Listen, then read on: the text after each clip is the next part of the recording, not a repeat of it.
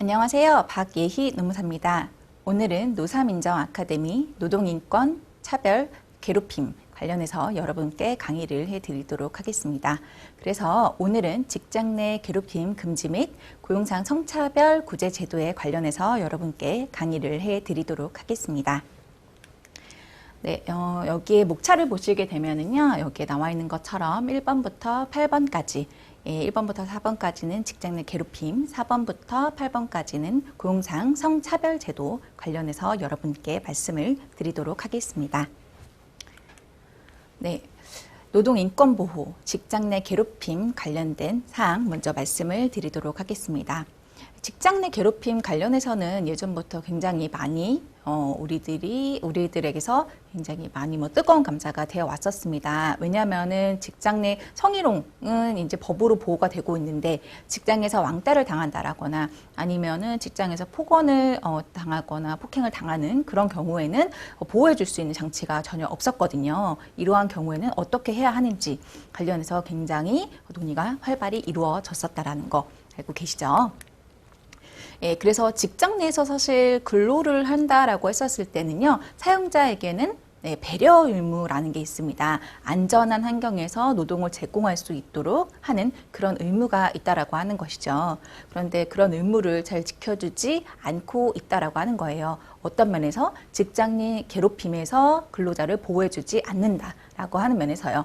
그리고 특히 직장 내에서 따돌림을 당한다라고 이야기를 한다라고 했었을 땐 어떻게 했었을까요? 네, 둘이 그냥 알아서 풀어 라고 이야기하는 경우가 훨씬 더 많았다라는 이야기인 거죠. 그냥 개인적인 감정으로 치부를 해버렸다라고 하는 겁니다. 하지만 요즘 세태가 어떠세요? 어떤지 한번 보셨나요? 이제 학교 폭력이 일어난다라고 했었을 때에 그걸 이제 가만히 두고 보고 있나요? 그렇지 않죠. 굉장히 잘 나가던 아이돌들도 그룹에서 막 탈퇴를 하고 그다음에 자숙을 하고 할 정도로 학교의 학교폭력, 따돌림 이런 것들이 굉장히 큰 문제가 됐잖아요. 그렇다라고 하면 직장 내에서 이러한 따돌림이나 차별, 배제, 노동인권 등이 제대로 지켜지지 않는다라고 하는 것도 그냥 개인적인 관계에서 일어나는 것들이 아니라 직장 내에서 사업주들이 이거를 한번 좀 안전한 환경을 만들어줘야겠다라고 하는 것들에 대한 논의가 굉장히 이루어지게 되었다라고 보시면 될 것 같습니다. 그래서 2019년도 7월 16일 드디어 근로기준법에 직장 내 괴롭힘에 관련된 법이 제정이 됐습니다. 그래서 지금 이 영상을 찍고 있는 시점이 바로 2022년인데요. 총 3년 정도 되었죠. 그래서 직장 내 괴롭힘 이 법이 제정되기 전과 후 어떻게 변경이 됐었을지에 대해서 여러분들과 한번 이야기를 나눠보도록 하겠습니다. 네, 여기 이제 보시면요. 직장 내 괴롭힘 신고 사건 현황입니다. 처음에 2019년도 7월 16일에 법이 제정됐다고 말씀을 드렸잖아요. 그래서 많은 분들의 이제 관심을 받았죠. 드디어 직장 내 괴롭힘 나도 보호를 받을 수 있구나 라고 생각을 했지만 사실상 이게 회사를 내가 재직 중에 회사에 누군가를 신고를 한다는 것 자체가 쉽지가 않은 일이죠. 왜냐면 옆에 있는 친구를 그냥 선생님 몰래 뭐 먹었다 아니면 옆에 같이 일하는 동료가 뭐 사장님 몰래 가가지고 뭐 땡땡이 쳤다라고 이야기를 하는 걸 이르는 것도 좀 애매한데 그렇게 좀 가볍다라고 말하기는 좀 그렇지만 그런 것들 이야기하는 것도 좀 애매한데 나를 괴롭혔다. 나 지금 괴롭힘 당하고 있다라고 이야기하는 것도 애매하다라고 하는 거죠. 또 뭐 하나? 우리들이 이제 성인이잖아요. 다 큰 성인인데 성인이 이런 거 하나 컨트롤 못하고 나한테까지 뭐 도움의 손길을 달라고 한다고? 라고 이야기를 하면 어떻게 생각을 할까요? 일적인 면에서도 굉장히 능력이 떨어진다라고 생각을 할 수도 있단 말이에요. 그렇기 때문에 실질적으로 첫 해에는 여기 보시다시피 그렇게 많은 신고 건수가 있지는 않았습니다. 그래서 점차 직장 내 성희롱 같은 경우에는 익명신고센터가 있잖아요. 그래서 이제 뭐 직장 괴롭힘도 마찬가지로 익명신고센터가 벌어지게 됐고요. 그래서 2020년도, 2021년도 이렇게 보시면요. 5,800건, 그 다음에 7,700건 정도 해가지고 쭉 올라갔고요. 지금 2020년도 6월 30일까지 딱 반 해서 이렇게 나눠서 봤었을 때는 어때요? 작년에 비해서 조금 떨어진 것 같은 느낌 드시나요? 약간 7,745 나누기 이렇게 해가지고 보시면요. 약간 떨어졌다라고 보시면 될 것 같아요. 직장 내 괴롭힘이 이제 점차 뭐 없어지는 건가? 이제 사라지고 되는 건가? 라고 생각을 하실 수 있는데요. 거기에 대해서는 네, 설명을 좀 더 드리도록 하겠습니다. 네, 우선적으로 직장 내 괴롭힘이 굉장히 많이 일어나는 곳이 어떠한 업종이냐. 사실 어디 업종에도 직장 내 괴롭힘은 다 숨어 있습니다. 숨겨져 있어요. 없는 곳이 없습니다. 제가 현재 여러 곳에서 직장 내 괴롭힘 상담을 하고 있는데요. 특히 한국공인노무사회의 직장 내 괴롭힘 상담센터에서도 상담을 하고 있습니다. 그래서 거기서 상담을 하다 보면 여러 가지 이제 상담 사례가 나오는데 그중에서 많은 경우를 보자면 네, 제조업 그리고 네, 보건사회 서비스업 네, 이쪽 업종에서 가장 좀 많은 네, 직장 내 괴롭힘 사례들에 대한 상담이 들어오고 있는 것 같습니다. 그리고 괴롭힘의 유형을 본다라고 하면요, 가장 많은 게 뭐다? 폭언입니다. 예, 발 없는 말은 어디까지 가죠? 예, 천리까지 갑니다. 엄청 멀리 간다라고 하는 거죠. 사실 우리가 직장 내 성희롱을 본다라고 했었을 때도요, 그 비율적인 측면으로 보면 네, 언어적 성희롱이 가장 많거든요. 그것과 약간 마찬가지 동일선상으로 놓고 봐도 될런지는 잘 모르겠지만 직장 내 괴롭힘도 폭언이 가장 높습니다. 예, 여기 사실 제가 앉아있지만 이 자리에서 여러분들께 제가 동영상으로 폭언을 막 쏟아 부을 수도 있는 노릇이잖아요. 그죠? 그렇기 때문에 폭언의 비율이 가장 높다. 그리고 혹시라도 직장 내 괴롭힘 내 눈에 안 보였으면 좋겠어. 제가 굉장히 마음에 안 들어. 평소에 제가 일을 하고 있는 것만 봐도 나는 그냥 속이 아파. 라고 하는 경우 어때요? 눈앞에서 치워버리면 되는 거죠. 그래서 자기가 가지고 있는 지위를 이용해서 그 사람을 다른 곳으로 멀리 보내버리는, 아니면 혹은 일을 굉장히 많이 시켜가지고 어떻게 해서든지 회사를 그만두게 하려는 이런 현상이 일어난다 라고 해서 부당 인사 같은 것들이 일어난다 라고 보시면 될 것 같습니다. 그 다음에 직장 내 괴롭힘 법이 시행되고 있다는 사실을 알고 있다는 응답, 이걸 보시면 아까 앞에 말씀드렸던 그 그래프의 차이를 좀 아실 수 있을 건데요. 2019년도에는 33.4%가 직장 내 괴롭힘 법이 시행되고 있다는 것을 알고 있었습니다. 그런데 2022년도 현재는 72.9%가 직장 내 괴롭힘 법이 있다라는 것을 이제 알고 있다라고 하는 거죠.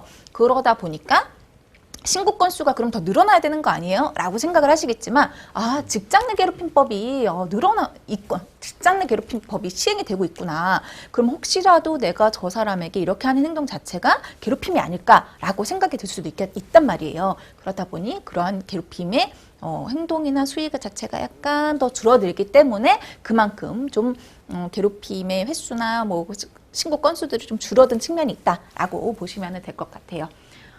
그래서 제가 말씀드린 게 진짜인지 아닌지 이 밑에를 보시면 아실 수 있을 건데요. 2019년도에는 44.5%가 직장 내 괴롭힘을 경험했다라고 하면은 2022년도에는 29.6%로 14.9%가 떨어졌다라는 것들을 또 보실 수 있어요. 그리고 저는 이렇게 좀 퍼센테이지가 나오는 거에는 바로 뒤에 말씀드릴 직장 내 괴롭힘의 개념, 그리고 판단 기준에 관련해서 여러분들이 조금 더 많이 더 잘 알게 되셔서 이런 일이 있는 게 아닌가라는 생각이 좀 듭니다. 왜냐하면 제가 상담을 굉장히 많이 한다라고 말씀을 드렸잖아요. 그때 상담을 한다라고 했었을 때 전화를 와서 내가 직장 내 괴롭힘을 당하고 있어요 라고 하는 것들을 막 들어본단 말이에요. 그럼 어떠한 직장 내 괴롭힘인가요? 라고 물어보면 상사가 일을 줬는데 제가 못하는 일만 시켜요 라고 막 이렇게 얘기를 하는 거죠. 근데 실질적으로 얘기를 들어보면 못하는 게 아니라 본인이 뭐 예를 들어서 엑셀을 중급 정도 할 수 있다라고 얘기를 다 해놨어요. 그럼 엑셀을 중급 정도면 누구나 할 수 있는 일을 상사가 시켰는데 본인이 엑셀 중급을 할 수 있다라고 거짓말을 이렇게 해놓은 상황인 거죠. 그래서 실질적으로는 엑셀 중급 정도의 일을 못하니까 그 일을 주는 게 본인이 너무 괴롭고 힘든 거예요. 그럼 이게 괴롭힘일까요, 과연? 애매하죠. 사실 괴롭힘으로 볼 수 없습니다. 뒤에도 말씀을 드리겠지만 업무의 적정 범위를 넘어서야지만 이게 괴롭힘인데 당연히 상사는 이 사람이 엑셀 중급 한다고 했으니까 일을 준 거고 당연히 오겠지라고 생각을 한 거잖아요. 그냥 본인이 상사한테 거짓말, 자기 능력을 조금 뻥튀기 한 걸로 인해서 괴로운 그 심정, 이런 심정만 있다면 모두 다 괴롭다라고 생각하시는 분들이 의외로 좀 많이 있으시더라고요. 그래서 이런 것들은 아닙니다. 본인이 괴로운 것만이 아니라 이 요건이 갖추어져야지만 괴롭힘이다라는 것들을 제가 상담 전화를 주시면 항상 말씀을 드리고 있어요. 그래서 어떠한 것이 직장 내 괴롭힘인지, 그리고 그 판단 기준에 대해서 여러분들께 말씀을 드리도록 하겠습니다. 이렇게 시작을 해보도록 할게요. 네, 직장 내 괴롭힘 그 개념은요, 그 근로기준법 76조의 2에 나와 있습니다. 어떻게 나와 있냐면, 사용자 또는 근로자가 직장에서의 지위 또는 관계의 우위를 이용해서, 이거 잘 기억해 놓으세요. 기억해요. 우위를 이용해서 업무상의 적정 범위를 넘어서서, 아까 말씀드렸죠. 업무의 적정 범위를 넘어서서 다른 근로자에게 신체적, 정신적 고통을 주거나 근무 환경을 악화시키는 행위를 이야기를 합니다. 제가 이렇게 좀 강조해서 말씀드린 부분 있죠. 이 세 가지 요건, 직장 내 괴롭힘의 세 가지 요건이라고 이야기를 하는데요. 이것이 모두 다 들어있어야, 이 모두 다 딱딱딱 들어맞아야지 직장 내 괴롭힘이라고 인정이 됩니다. 그래서 제가 상담만 하는 게 아니라 직장 내 괴롭힘 조사도 막 나가고 이런 것들을 하거든요. 그렇게 됐었을 때 이 세 가지 요건에 맞아 떨어지는지 아닌지를 다 보고 있다라고 보시면 될 것 같아요. 그래서 거기에 대해서 조금 더 자세하게 여러분들께 설명을 드리도록 할게요. 그래서 다시 한번 말씀드리면, 직장 내 괴롭힘의 필수 요소 세 가지. 네, 지위 또는 관계에 우위가 있어야 되고요. 업무의 적정 범위를 넘고 신체적, 정신적 고통을 주거나 근무 환경을 악화시키는 그런 행위가 실제로 있었어야지 직장 내 괴롭힘이다라고 볼 수 있습니다. 네, 그래서 첫 번째 요건을 한번 보도록 할게요. 지위 또는 관계의 우위를 본다라고 했었을 때, 우위라고 하는 건 어떤 거냐면, 누가 괴롭힌다라고 했었을 때 그냥 이렇게 계속 맞거나 막 이렇게 있는 그런 상태, 내가 여기서 저항을 할 수 없는 그런 상태라고 생각하시면 됩니다. 그래서 뭔가 나에게 부탁을 한다라거나 했었을 때 거절을 하지 못하고 그런 모든 관계를 생각을 하시면 됩니다. 그래서 간혹 가다가 그 회사 쪽에서 저한테 이렇게 의뢰를 주거나 아니면 상담을 주시는 경우가, 같은 동료끼리인데 이게 과연 직장 내 괴롭힘으로 볼 수 있는 것이냐, 그냥 단순히 동료 간의 감정 싸움이 아니냐라는 것들을 물어보시는 경우가 있어요. 그런데 동료라 할지라도 어때요? 연차가 높거나 나이가 많거나 이런 것들이 우위로 작용할 수 있다라고 하는 거죠. 여러분들 친구분들 모두 다 있으시죠? 저도 친구가 있고 모두 다 친구가 있으실 텐데, 그런 같은 친구 무리에 이렇게 있다라고 봤었을 때, 저도 고등학교 친구도 대학교 친구도 이렇게 있단 말이에요. 그러면 대체적으로 20년 이상씩 다 만났는데, 그렇다라고 하면 그 안에서 다 같은 친구라 할지라도 어떠한 리더격인 친구들 있잖아요. 어떠한 조금 좀 영향력이 있는 친구, 그렇게 되는 친구들 있잖아요. 이런 것들이 관계성에 약간 우위를 볼 수 있다라고 보시면은 될 것 같습니다. 그래서 이 우위성이라는 거는요, 각각 좀 상대적, 아까도 보셨다시피 상대적으로 약간 다르다라고 보시면 될 것 같아요. 우선 회사 내에서 따돌림의 상황이 있다라고 하면은 어때요? 한 사람을 두고 여러 사람이 따돌리죠. 대체적으로 따돌림은 그렇게 되잖아요. 그래서 개인과 집단, 인원수에 대한 우위성이 있다. 그래서 동료 간의 따돌림이 있다라고 했었을 때는요, 이게 인원수의 우위성이 있어서 직장 내 괴롭힘의 요소, 첫 번째 요소에 속하게 되는 거고요. 계약관계도 마찬가지입니다.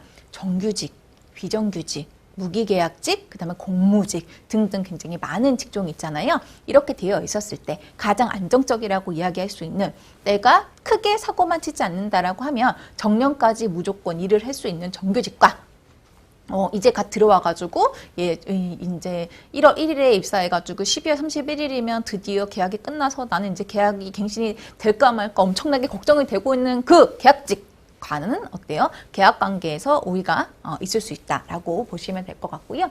또 아까 말씀드린 영향력, 친구 관계에서도 그런 영향력이 있는데, 직장 관계에서도 당연히 그런 영향력이 있겠죠. 이런 것들 보시면 되고, 속성은 어떤 것들이 있냐라고 보시면, 아직까지 우리나라 학연, 지연, 혈연 엄청 좋아하죠. 그래서 뭐 새로운 사람을 만났을 때 약간 같은 말투를 쓴다라거나, 아니면 같은 학교를 나온 걸 알았다거나, 같은 동네에 산다라거나 하면 갑자기 막 내적인 친밀감이 일어나서 엄청 막 친하게 느껴지고 막 이런 것들 있잖아요. 이런 것들. 그래서 원래 다 같이 신입사원으로 들어왔지만 그 중에 한 친구가 알고 보니 사장님 조카였다. 이러면 어때요? 같은 동료지만 사장님 조카라는 그 뒷배경 자체가 그 친구한테는 굉장히 우위성을 가질 수 있게 된다라고 보시면 될 것 같고요. 역량도 마찬가지입니다. 내가 어떠한 능력을 가지고 있는지. 회사에서 진짜 나 없으면 회사는 안 돌아가 라고 생각을 많이 하시는데, 저도 처음에 회사 다닐 때는 그렇게 생각을 했거든요. 근데 다니다 보니까 그게 아니더라고요. 제가 없어도 회사는 잘 돌아가더라. 굉장히 그런 슬픈 일이 있는데, 예. 사실 정말 이 사람이 없으면 회사가 안 돌아가는 그런 사람 있잖아요. 그런 사람이 있다라고 하면 그 역량적으로 굉장히 뛰어나기 때문에 우위성을 점하고 있다라고 보시면 될 것 같고요. 그 다음에 어떠한 조직에 속해 있냐라는 것도 보시면 됩니다. 노동조합이 있는 회사 같은 경우에는요. 내가 같은 노조원이라 할지라도 내가 노동조합에 어떠한 직책을 맡고 있느냐 아니냐 이런 것들, 혹은 노사협의회가 있다라고 했었을 때 내가 근로자위원이냐 아니냐 이런 것들로 인해서요, 네, 그 우위가 정해질 수 있다라고 하는 것들 알아두시면 될 것 같습니다. 그래서요, 여기 보시면은 예전에 이제 SBS 2021년 6월 21일에 나온 뉴스인데요. 동급자라 할지라도 험담을 굉장히 지나치게 했다라고 하면은 직장 내 괴롭힘이 성립했다라고 하는 기사가 있습니다. 이거 보시면 아시겠죠? 그래서 무조건 동료라고 해가지고 개인적인 감정으로 치부를 하는 것들이 아니라 여기에 앞서 나왔던 것처럼 관계 우위성은 여러 가지를 볼 수 있기 때문에 인원수, 계약관계, 영향력, 속성, 그리고 역량, 그다음에 조직에 속한 것들 여러 가지를 종합적으로 좀 보셔야 된다라는 거 말씀드리도록 하겠습니다. 예, 그 다음에 업무의 적정 범위를 넘어서는 행위에 대해서 말씀을 드릴게요. 대체적으로 이 업무의 적정 범위를 넘어서는지 넘어서지 않는지 요거에 따라 가지고 직장 내 괴롭힘이냐 아니냐가 이렇게 판단이 되는 경우가 굉장히 많이 있거든요. 그러면 업무의 적정 범위를 넘어서는 게 어떤 건가? 라고 하는 거. 이게 굉장히 애매해집니다, 정말로. 그래서 업무를 하는 중에 아니면 업무를 빙자해서 뭐 일이 일어난다라던가 하는 것들 전체적으로 보면 되고요. 그다음에 업무라고 이야기를 했기 때문에 무조건 일하는 시간 내에 일어나는 일이냐라고 하는 것들은 아닙니다. 뭐 회식 시간이나 아니면 워크샵, 뭐 체육대회를 하는 것도 마찬가지고요. 요즘은 이제 사내 메신저를 쓴다라거나 아니면 단체 카톡 이런 것들로 업무를 많이 소통하시잖아요. 이런 공간에서 일어나는 것도 모두 업무의 적정 범위를 넘어서는지 아닌지에 대해서 저희가 알 수 있습니다. 그래서 뭐 예를 조금 들어드린다라고 하면은 네, 업무의 적정 범위 이게 넘어서는지 안 넘어서는지 한번 봐주세요. 어떠한 상사한테 보고서를 제출했는데 이 보고서를 다시 써오라고 지금 10번째 얘기를 듣고 있어요. 그래서 지금 10번째 다시 보고서를 쓰고 있습니다. 어떠세요? 직장 내 괴롭힘 같으신가요? 이것만 들었을 때는 직장 내 괴롭힘이라고 생각이 드시겠죠. 그런데 상사 입장에서는 보고서 10번 써올 수 있어. 왜? 계속 오타를 내오거든요. 오타를 내오니까 오타 내오지 말라고 몇 번씩 얘기했는데 이 오타를 고치면 여기 오타 나오고 여기 오타 고치면 이 오타가 나오고 왔다 갔다 난리가 나는 거예요. 그래서 계속 오타가 없을 때까지 보고서를 써오세요. 왜냐면 이게 우리가 밖에 언론에 나갈 거예요 라고 하는 식으로 계속 이야기를 했었단 말이에요. 그러면 실질적으로 이게 업무의 적정 범위를 넘어서냐 아니냐 라고 봤었을 때는 넘어서지 않는다라고 보시면 될 것 같아요. 혹은 또 이런 것도 있어요. 상사가 밑에 직원들을 이렇게 독려를 해주기 위해서 일을 잘 좀 이렇게 사람마다 일을 배우고 습득하는 능력이 굉장히 많이 좀 다르잖아요. 예, 그래서 좀 약간 느린 직원을 이렇게 독려를 해주기 위해서 실수하는 이 친구가 실수했다라고 하면은 단체 일하는 업무 카톡에다 딱 올려가지고 여러분들 이거 보세요. 홍길동 씨가 이번에도 실수를 했습니다. 네, 저번에 실수를 하지 않겠다고 우리한테 그렇게 당당하게 얘기해 놓더니 이번에도 실수했어요. 여러분들 다 축하를 해주세요. 막 이렇게 하면서 비꼬는 식으로 막 이야기를 한다라고 하는 거. 사실 어때요? 뭐 독려를 한다라고는 얘기를 하지만 아까 말씀드렸다시피 굉장히 비꼬고 그 성과나 그 자체를 굉장히 폄하하는 그런 내용의 이야기를 하는 거기 때문에 이게 업무적으로 잘하라고 상사는 당연히 뭐 이렇게 채찍질을 한 거라고 이야기를 하겠지만 그거를 당하는 그 밑에 직원의 분 같은 경우에는 굉장히 좀 모욕감을 좀 느끼거나 하는 일이 있겠죠. 이런 것들 업무 중에 편승해서 일어난 일이라고 할지라도 이 적정 범위를 넘어선다라고 하면은 이건 문제가 된다라고 보시면 될 것 같아요. 그래서 이거랑 좀 약간 비슷한 건데 한 번 더 사례를 하나 더 말씀을 드리면 그런 것들 있죠. 이거 보고서 제가 이렇게 말해온 거 아니잖아요. 이 방향이 아니라 이 방향으로 써오라고 제가 말씀드렸잖아요. 다시 써와주세요. 라고 하는 거 괜찮아요. 그런데 이거 다시 써와주세요. 아우 진짜 저런 바보가 어떻게 알아들었어 라고 하는 거. 뒤돌아서 가고 있는데 근데 그거를 막 자기 혼자 속으로 얘기하는 게 아니라 뒤에 들릴 정도로 저런 바보 뽀글 정도로 우리 회사가 이렇게 질이 낮아졌나? 라고 막 이야기를 하는 거죠. 그럼 어때요? 굉장히 기분 나쁘죠. 그냥 고쳐오라고 얘기를 하면 되지. 뭐 뒷말이 굳이 필요한가요? 필요하지 않은 말이잖아요. 그렇죠. 이런 것들이 업무의 적정 범위를 넘어서는 것이다 라고 생각을 하시면 될 것 같습니다. 그 다음에 신체적, 정신적 고통을 주거나 근무 환경이 악화되어 있어야 합니다. 그래서 요즘은 좀 이 신체적, 정신적 고통을 겪는 거 관련해서는 좀 뭐랄까 증거나 이런 것들을 모으기는 조금 쉬운 것 같아요. 예전보다 현재 우리나라에서 정신과를 간다라고 했었을 때에 보는 시선이 그렇게 나빠지지는 않았거든요. 예, 그렇기 때문에 정신과에 가가지고 어떤 진단서를 받아온다라거나 하는 경우 이런 것들이 뭐 진짜 실질적으로 신체적, 정신적으로 뭐 근무 환경이 악화되고 뭐 좋아지지 않았다, 고통을 받았다라는 것들을 증명을 할 수 있다라고 보시면 되고요. 그럴 가능성이 있는 게 아니라 실질적으로 이게 고통을 받거나 악화돼야 된다라는 점 알려드리도록 할게요. 그리고 행위자의 의도는 굉장히 중요하지 않다라고 하는 거. 여러분들 성희롱에 대해서도 수업을 많이 들어보셨겠지만 교육을 들으셨을 때 성희롱도 행위자의 의도는 중요하지 않아요. 하지만 그 사람이 그렇게 느꼈다라고 하면 이게 직장내 성희롱이 될 수 있는 것처럼 괴롭힘도 그거와 마찬가지라고 하는 점 알아두시면 될 것 같습니다. 네, 그래서 직장 내 괴롭힘이 있다라고 했었을 때 어떤 신고가 들어왔다라고 얘기했었을 때는요. 그냥 세 가지 요소 우선 지위나 관계 우위성이 있는지 업무상의 적정 범위를 넘어섰는지 그리고 신체적 정신적으로 고통을 주거나 근무 환경이 악화되었는지 이 세 가지의 요건만 알아보시는 게 아니라 전체적인 상황을 다 알아보셔야 한다라고 하는 거죠. 여기에 있는 것처럼 당사자와의 관계, 행위 상황, 피해자의 반응, 내용의 정도, 행위 기간 이런 것들을 전체적으로 다 따져봐서 이게 직장 내 괴롭힘이냐 아니냐 이런 것들을 판단할 수 있다라는 것을 알려드리도록 하겠습니다. 그렇다라고 하면 직장 내 괴롭힘 어떤 것들이 과연 구체적으로 직장 내 괴롭힘으로 인정이 되는지 관련해서 여러분들께 알려드리도록 할게요. 직장 내 괴롭힘의 유형은 굉장히 여러 가지가 있습니다. 우선 신체에 대해서 폭행하거나 협박하는 이런 행위, 그 다음에 지속적으로 욕설이나 폭언을 하는 거.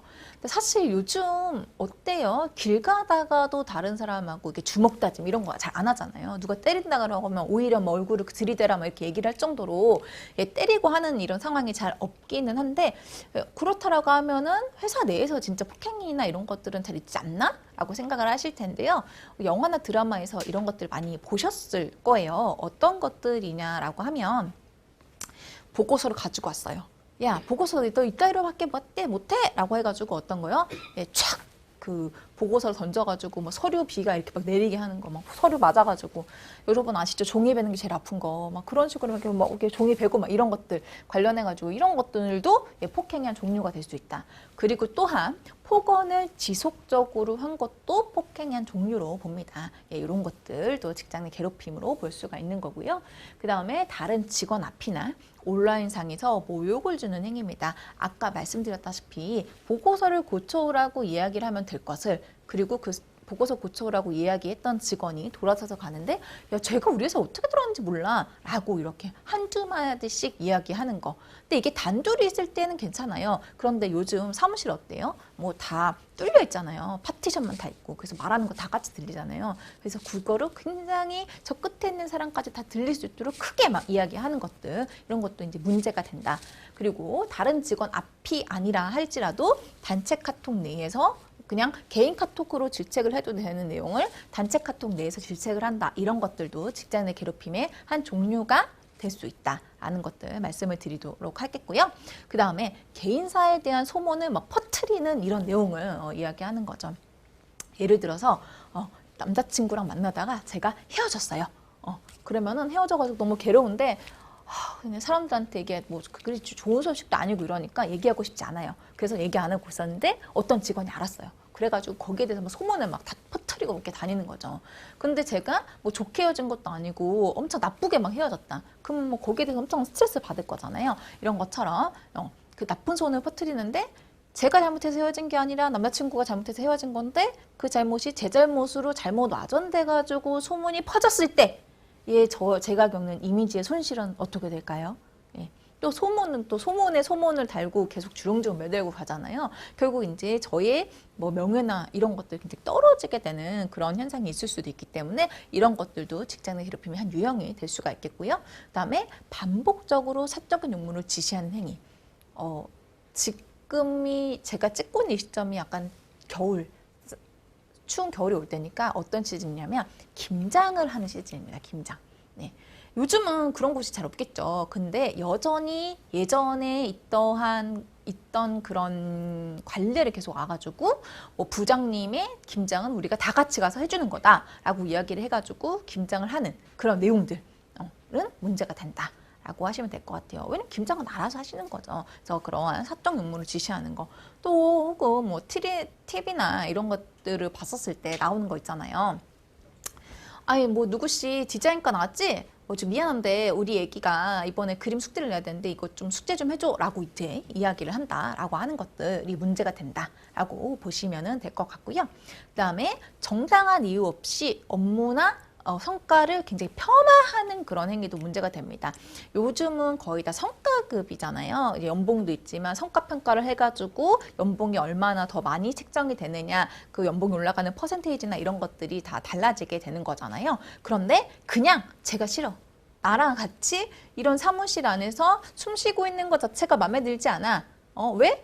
제가 옛날에 내가 되게 싫어했던 사람 닮았거든. 나를 되게 괴롭혔던 사람 닮았거든. 예전에 나를 차고 떠났던 그 남자가 굉장히 닮았거든. 라고 하는 그런 여러 가지 이유를 대가지고 무조건 굉장히 일을 잘하는데 무조건 밑에 깔고 가는 그런 행위들, 이런 것들 인정되지 않는다라고 보시면 될 것 같고요. 그다음에 근로계약서 여러분들 다 쓰셨죠? 예, 안 쓰신 분들은 다 없을 거라고 생각됩니다. 그래서 근로계약서에 명시되어 있지 않은 그런 업무들을 시키는 그런 행위들도 문제가 된다라고 보시면 될 것 같아요. 혹시라도 그 근로계약서에 명시되지 않은 업무를 시킬 때는 근로자의 동의를 받아서 시켜야 된다라고 하는 것들 말씀을 드리도록 하겠습니다.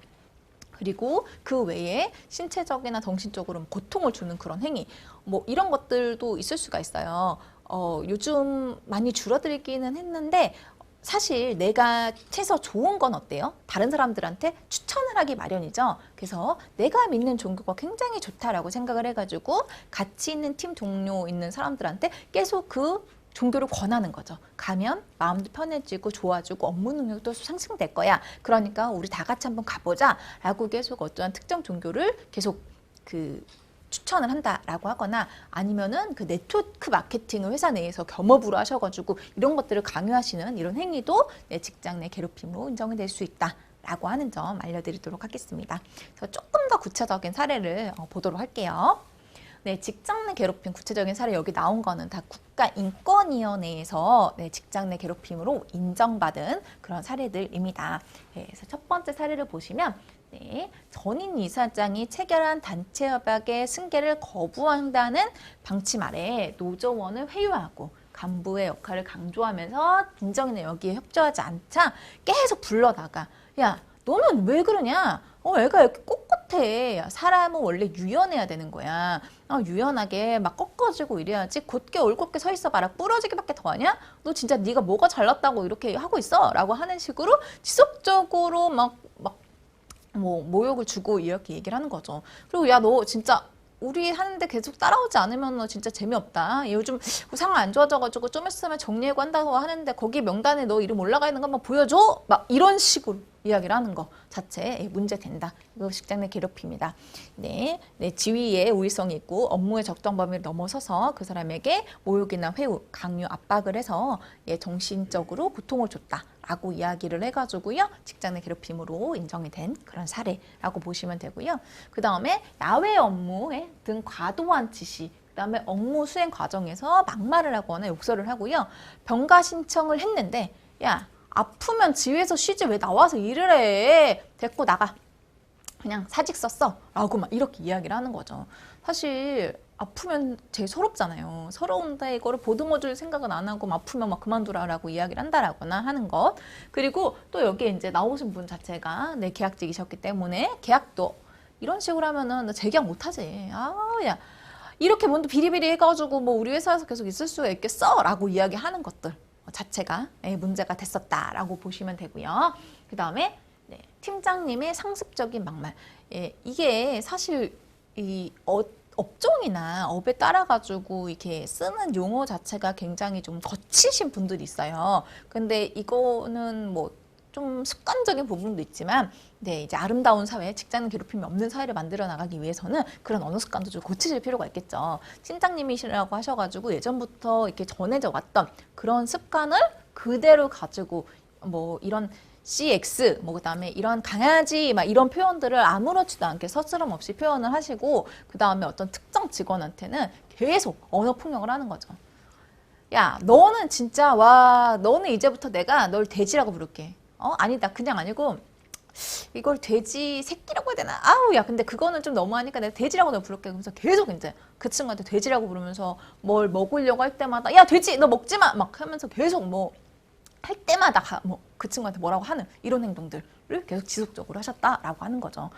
이렇게 같은 이야기, 그 사람이 듣기에 괴로운 그런 말들을 지속적으로 하는 것도 언어폭력에 해당을 하기 때문에요. 이것도 직장 내 괴롭힘으로 인정이 됐다라고 하는 점 알아두시면 될 것 같습니다.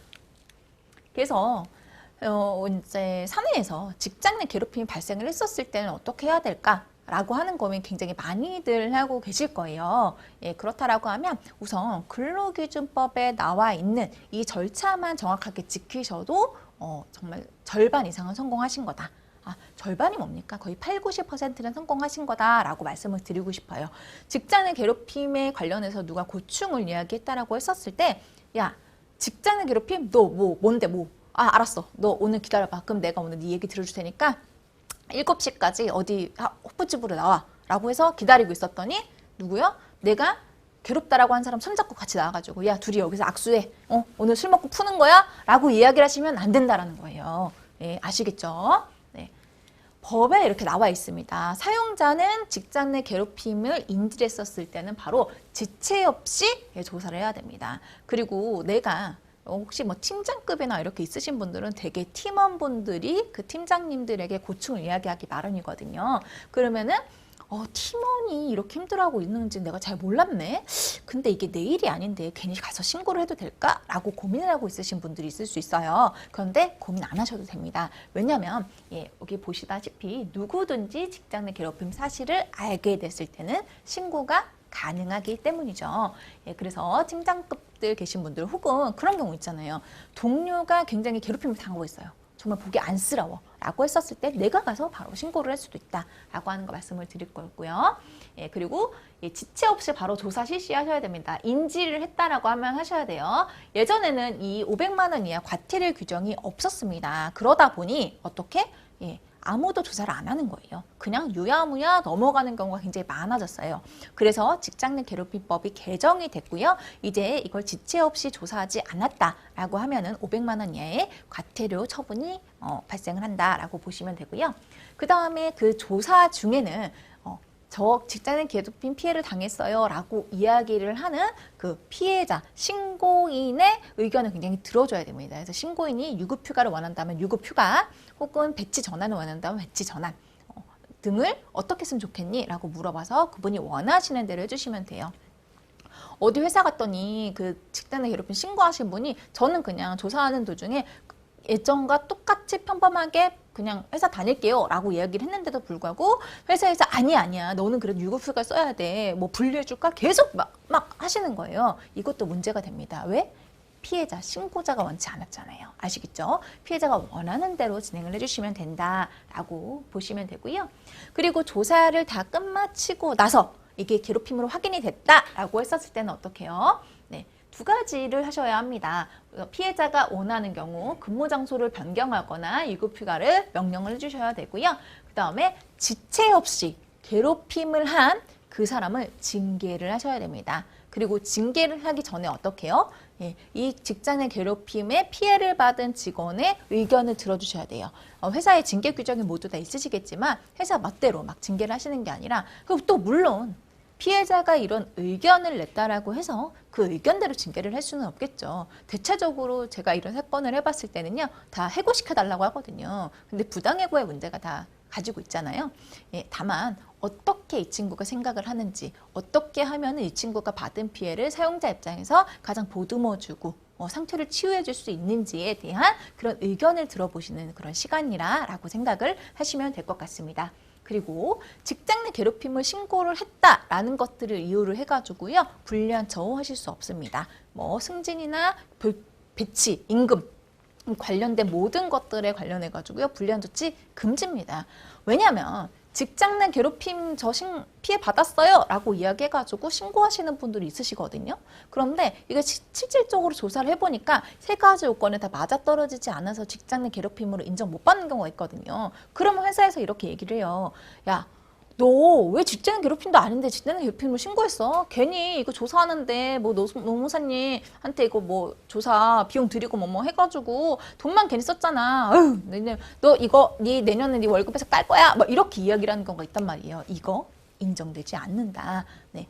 왜냐면은 누구든지 직장 내 괴롭힘에 대해서 이야기를 할 수 있고, 또 말씀드렸잖아요. 강의 초반에 사용자에게는 배려 의무가 있기 때문에 네, 우리 사업장에서 일을 하는 근로자가 네, 좀 안전한 환경, 보다 안전한 환경에서 일을 하도록 배려를 해줄 의무가 있으시기 때문에요. 그래서 다른 것들 같은 경우에는요, 이 책임자 징계를 하지 않았을 때 500만 원 이하의 과태료, 그 다음에 지체 없이 조사하지 않았을 때도 500만 원 이하의 과태료지만, 직장 내 괴롭힘을 신고로 해가지고 이 사람을 불리한 처우를 하면은 3년 이하의 징역 또는 3천만 원 이하의 벌금형에 처해지게 된다라고 하는 사실 알아두시면 될 것 같습니다. 그리고 또 하나 더 있어요. 비밀 유지 의무가 있습니다. 이전에는 비밀 유지 의무가 없었는데요. 직장 내 괴롭힘 자체가 사실 그렇잖아요. 우리가 은따, 이거 너무 옛날 단어인가요? 은따라고 얘기하죠. 은밀하게 따돌리다라고 이야기를 할 수가 있는데요. 이렇게 은밀하게 따돌림을 당하는 이런 경우, 그 피해를 당하는 당사자분이 이걸 다른 사람에게 알리고 싶지 않아 하는 경우도 있을 수 있어요. 그렇기 때문에 직장 내 괴롭힘 피해 신고 자체는요, 직장 내 성희롱과 마찬가지로 네, 비밀 유지 반드시 해주셔야 된다라고 하는 점. 이것도 비밀 유지가 제대로 이루어지지 않으면 500만 원 이하의 과태료 처분에 과태료 처분이 될 수 있다라고 하는 점 알아두시면 될 것 같습니다. 예, 그래서 직장 내 괴롭힘 관련해서는요, 근로기준법만 있는 게 아니라 네, 산재보험법에도 다 있습니다. 그래서 여러분들 우리 그 마트라던가 아니면 백화점이라던가 그런 데 앞에 가셨을 때 이렇게 표지판 같은 거 붙어 있는 거 많이들 보셨죠? 어떻게 나와 있어요? 네, 여기서 일하시는 네, 직원분은 여러분의 소중한 가족입니다. 예, 이분에게 폭언이나 폭행을 하지 말아주세요. 라고 이렇게 하는 내용이 나와 있잖아요. 네, 그래서 예, 그런 것도 하지 말도록 나와 있는 그 베이스가 되는 법이 이 산재보상보험법과 뒤에 나와 있는 산업안전보건법이다 라고 보시면 될 것 같습니다. 그래서 이런 같이 일을 하는 사람뿐만이 아니라 고객으로부터, 제3자로부터 오는 괴롭힘도 사용자분들은 보호를 해줘야 되는 책임이 있다라고 하는 점 말씀을 드리도록 하겠습니다. 그래서 실질적으로 정말 회사에서 직장 내 괴롭힘이 신고가 됐었을 때는 어떤 식으로 이거를 처리를 해야 되는지에 대해서 말씀을 드리도록 할게요. 처음에 신고가 되고 회사에서 이걸 인지를 했으면 어떻게 해야 된다고 말씀드렸죠? 지체 없이 조사를 해야죠. 바로 지체 없이 조사를 해야 됩니다. 대체적으로 사내에서 조사를 하실 수도 있는데요. 사내에서 조사가 좀 어렵다, 객관적으로 조사를 하고 싶다라고 하시면은 뭐 저나 가까운 주변에 아시는 노무사님들에게 연락을 하셔가지고요, 직장 내 괴롭힘 조사를 의뢰를 하시면 됩니다. 그래서 이렇게 의뢰를 하기 전에 하셔야 되는 일이 있어요. 인지를 하고 나서 바로 조사를 하시는 게 아닙니다. 피해자한테 가서 어떤 일이 있었는지 한번 물어보시고, 그 피해자가 정말 정식적으로 조사를 원하는지 않는지를 먼저 물어보셔야 해요. 대체적으로 이 고충을 얘기하고 이 사람은 그냥 떨어뜨려 주세요, 같이 일 못하겠어요 라고 하는 경우가 정말 많거든요. 그러면 그냥 떨어뜨려만 주면은 이 상황이 깔끔하게 끝나는 경우가 많아요. 굳이 나도 이렇게 막 정식적인 조사를 안 하셔도 되는 경우가 많거든요. 그렇기 때문에 피해자가 원하는 대로 넌 어떻게 했으면 좋겠니?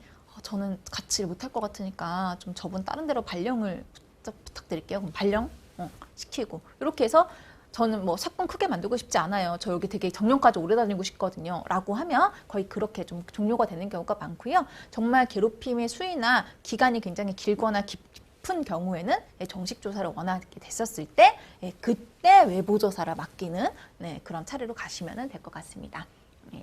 그래서 정식 조사, 여기 다 나와 있죠. 그래서 이 정식 조사를 한 다음에 괴롭힘으로 인지가 됐다, 확인이 됐다라고 하면은 행위자에 대해서 징계 등 바로 조치를 하셔야 되고요. 그 다음에 중요한 게 아까 뭐다? 비밀 유지 의무입니다. 그래서 조사를 하는 동안에 다 비밀 유지하셔야 되고요. 그래서 거의 비밀 유지 합의서를 이렇게 작성을 하게 되거든요. 근데 비밀 유지 작성을 하지 않고 그냥 어떻게 조사가 됐다라고 받아보시는 그 위에 분들이 있으세요. 근데 그분들이 우리 회사에서 이런 일이 있었다, 밖에 나가서 발설하시는 것도 안 됩니다. 조사를 받으시는 건 회사 내에서 결제 절차에 의해서 받으시는 거기 때문에 그거 밖에 나가서 발설하시면 안 되죠. 보고 받으시는 분, 비밀 유지 합의서를 쓰지 않았다 하더라도 보고를 받으시는 분도 당연스럽게 보고를 받는 것과 동시에 비밀 유지 의무가 생긴다라고 하는 점 알아두시면 될 것 같습니다. 그래서 직장 내 괴롭힘은 이런 식으로 대응이 되니까요. 혹시라도 회사에서 직장 내 괴롭힘이 이렇게 신고가 들어왔는데 어떻게 해야 되는지 좀 아리까리하다라고 하시는 분들은 앞에 절차 잠깐 퍼즈 하셔가지고 정지하셔가지고 보시면 될 것 같고요. 직장 내 괴롭힘이 발생했었을 때 어때요? 지위로 이용해서 업무의 적정 범위를 넘어서고 신체적, 정신적으로 고통을 받는 행위가 직장 내 괴롭힘이라고 말씀드렸잖아요. 사실 신체적으로 고통을 받는 경우보다 정신적인 고통을 받는 경우가 많다라고 이야기를 드릴 수가 있어요. 그러면 이 정신적인 고통을 어떻게 해결할 수 있나요? 라고 생각하실 텐데요. 여기 보시다시피 여러 곳에서 도움의 손길을 여러분께 이렇게 펼치고 있습니다. 그래서 알아두시면 좋으니까 말씀을 드리도록 할게요. 우선 직장 내 괴롭힘 상담 센터가 있습니다. 그래서 1522에 9000번 하면은 현재 우리나라에서 직장 내 괴롭힘 상담 센터가 좀 여러 곳에 있어요. 그쪽으로 전화가 쫙 퍼져가지고 여러분들 전화를 잘 받아주니까 되게 이제 그 직장 내 괴롭힘 관련해가지고 많은 조사와 상담을 해보신 유경험자분들이 전화를 받아주시니까요. 그쪽으로 전화를 하시면 되고요. 그 다음에 고용노동부 상담센터 1350이 있습니다. 그리고 근로자 건강센터 이쪽으로 이제 전화를 하시면은 우리가 정신적으로 굉장히 많이 힘든 경우가 있다라고 했잖아요. 그럼 여기에 대한 상담 이런 것들 여러분들 받으실 수 있다라고 하는 거 말씀을 드릴게요. 그래서 정신적인 상담 받을 수 있는 게 근로자 건강센터, 그 다음에 정신건강복지센터를 이야기해 드릴 수 있고요. 그 다음에 근로복지공단에서 운용하는 근로복지의 EAP 이쪽에 가셔도요. 정신상담이 가능합니다. 내가 그냥 마음적으로 너무 힘들고 이것 때문에 스트레스를 받고 한다라고 했었을 때 계속 묵혀두지 마시고 이쪽을 이용해서 보신다라고 하면 여러분들께 큰 도움이 되실 수 있을 거라는 거 알려드리도록 할게요. 또 하나 더 말씀을 드리는 건 직장 내 괴롭힘 때문에 더 이상 회사를 다닐 수 없다라고 하시는 분들이 있으세요. 그래서 자발적으로 사직서를 제출하고 회사를 그만두시는 분들이 있다라고 하는 거죠. 그러면 어때요? 자발적으로 내가 사직서를 내고 회사를 나왔을 때는 실업급여 수급이 되지 않습니다. 하지만 직장 내 괴롭힘 때문에 이 회사를 더 이상 다니지 못하고 그래서 내가 이거를 그만두고 나왔다. 라고 하는 것들을 인정을 받게 된다라고 하면은요, 예외적인 경우, 내가 자발적으로 퇴사를 했지만 예외적인 경우로서 실업급여까지 받으실 수 있다라고 하는 점 알려드리도록 할게요.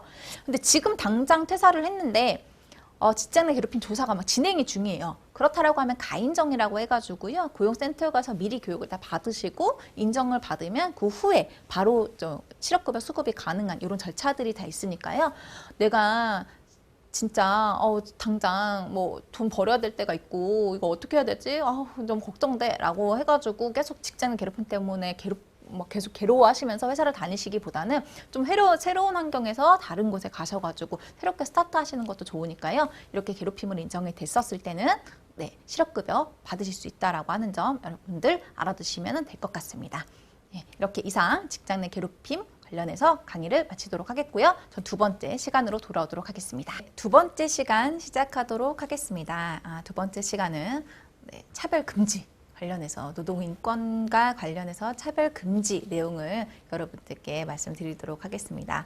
뭐냐면 고용상 성차별, 직장 내 성희롱의 개념이 아니라 고용상 성차별, 직장 내 성희롱이 발생을 했었을 때 이걸로 인해서 내가 차별을 받았다라고 하는 것들을 내 노동위원회에다가 이제 문제 제기를 할 수 있는 걸로 변경이 됐습니다. 이전에는 이러한 문제가 있다라고 하면은 서울에 있는 지방노동관서, 지방에 있는 노동관서에 가서만 이야기를 할 수 있었는데 거기에 가서는 제대로 된 구제가 되지 않았었거든요. 그래서 이렇게 노동위원회에다가 저 구제해 주세요라고 이야기할 수 있는 제도가 새롭게 생겨났습니다. 그래서 그 제도에 대해서 여러분과 함께 이야기 나눠보도록 하겠습니다.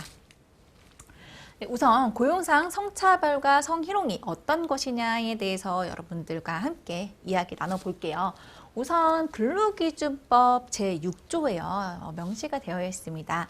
사용자는 근로자에 대해서 차별적 대우를 하지 못하는데 성별, 국적, 신앙, 사회적 신분을 이유로 차별할 수 없다라고 이렇게 나와 있습니다.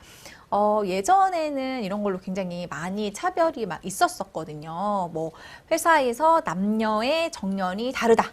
라고 하는 것들이 있었었고 하는 것들이 있는데 이런 차별 아예 할 수 없다라고 나와 있죠. 하지만 이렇게 근로기준법 6조에 이런 법이 명시가 됐던 거는 뭐다?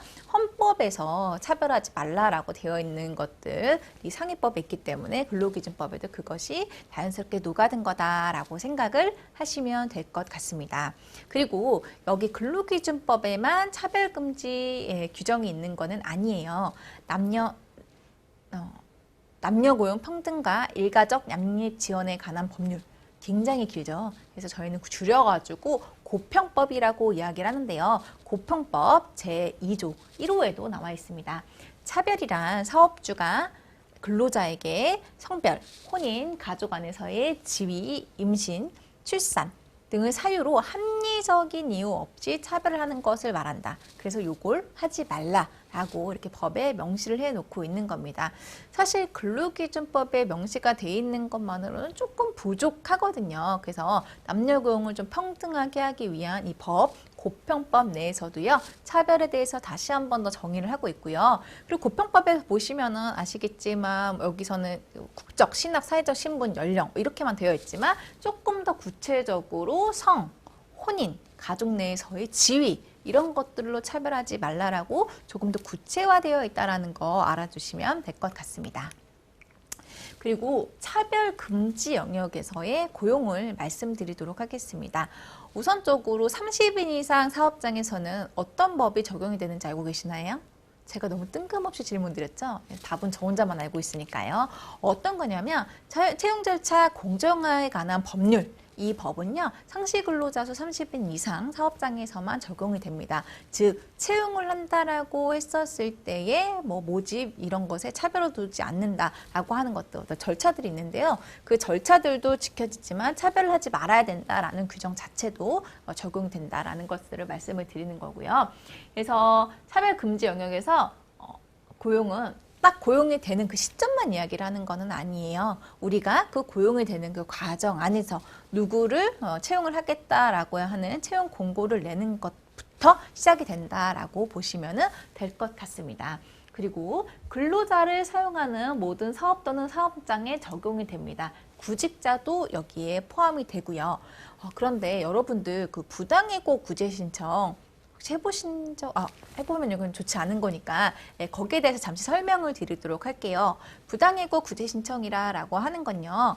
네, 회사가 근로자를 정당한 이유 없이 해고, 정직 등 어떠한 징계를 할 수 없다라는 규정에 의해서요. 근로자가 회사로부터 그렇게 정당하지 못한 징계를 받았다라거나 해고를 당했을 때 지방노동위원회에 가가지고 제가 부당하니까 저 좀 구제해 주세요라고 이야기하는 그런 제도를 이야기를 합니다. 그런데 이 제도를 이용한다라고 했었을 때는요, 조건이 있습니다.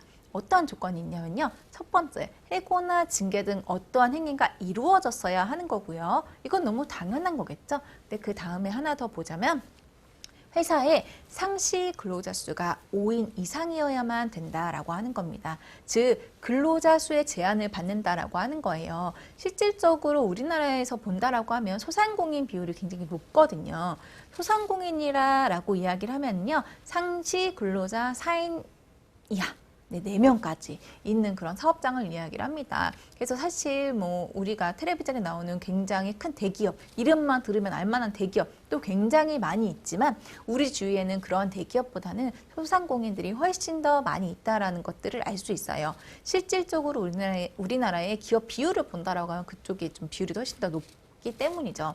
그렇다라고 하면 거기서 해고를 당한 근로자분들은 어떻게 해요? 네, 노동위원회 가서요. 부당해고 당했다라고 부당해고 당했다라고 구제 신청을 할 수가 없습니다. 왜? 5명이 되지 않으니까요. 이러한 제약이 있었거든요. 그런데 이 고용상 성차별 또는 성희롱으로 인해서 차별을 받은 경우는요, 다릅니다. 드디어 노동위원회가 상시 근로자 수 5인 미만, 네, 4명까지에 있는 그런 소상공인에게도 문을 열어줬습니다. 어떻게요? 예, 근로자를 사용하는 모든 사업 또는 사업장에 적용이 된다라는 것을 된다라고 이야기를 해서요. 모든 사업장들에게 혹시라도 차별을 당했다라고 하면은 노동위원회로 오세요. 여러분들의 인권, 노동 인권을 지켜드리도록 하겠습니다. 라고 하는 걸로 변경이 됐다라고 하는 거. 이게 어떻게 보면은 굉장히 작은 거라고 생각을 할 수도 있지만 이 전까지는 5명이 되지 않는 좀 작은 회사에 다니는 분들은 노동위원회에 어떠한 민원 제기를 할 수가 없었거든요. 그런데 이제 가능해졌다라고 하는 점 알아두시면 될 것 같고요. 예, 그리고 이제 고용에서 보면은 모집 채용만 있는 게 아니라 모집 채용, 그다음에 회사 내에서 일어나는 모든 교육 배치, 승진, 임금, 또 그 외에 지급이나 정년, 퇴직, 해고 등을 모두 다 포함하고 있다라고 생각을 하시면 될 것 같습니다.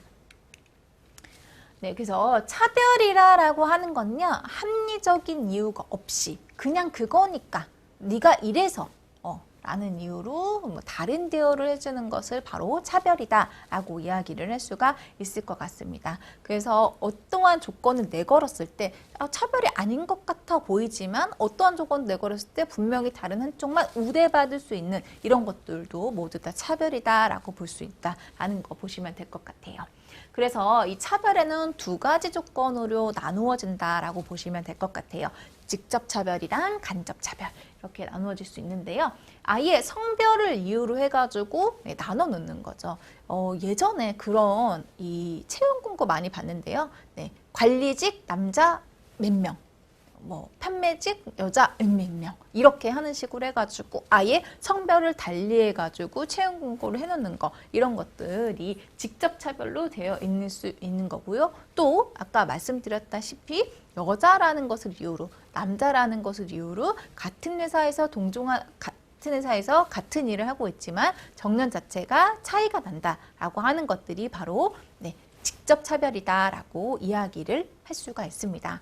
그렇다라고 하면 간접 차별은 어떤 걸까요? 네, 사업주가 채용 조건이나 이런 것들은 굉장히 우리는 차별 없다라고 하는 것들로 쫙 내걸었어요. 그런데 실질적으로 안에 들어가서 보니까 이거를 채울 수 있는 사람은 거의 없다라고 보시면 될 것 같아요. 뭐 예를 들어서 170 이상의 사람만 뽑는다. 사실 비율적으로 보면 여자가 170이 넘는 것보다 남자가 170이 넘는 경우가 훨씬 더 많겠죠. 그러면 뭐 남자를 더 많이 뽑겠다라고 하는 그런 의지가 보여지는 것들이라고 볼 수가 있을 거고요. 그 예전에 한번 이걸로 문제가 된 적이 있었어요. 좀 예전이긴 한데요. 2016년도쯤에 제가 새벽이나 이때 뭐 차를 타고 들어간다라거나 했었을 때요. 그 일을 하시는 분들을 볼 수 있습니다. 어떤 분들이냐면 저희의 그 동네를 깨끗하게 해주시는 환경미화원 공무직 분들을 보실 수가 있어요. 공무직 분들 같은 경우는 요즘 엄청나게 경쟁률이 세다라고 이야기를 하죠. 예전에는 막 뭐 그런 일을 해라고 이야기를 했지만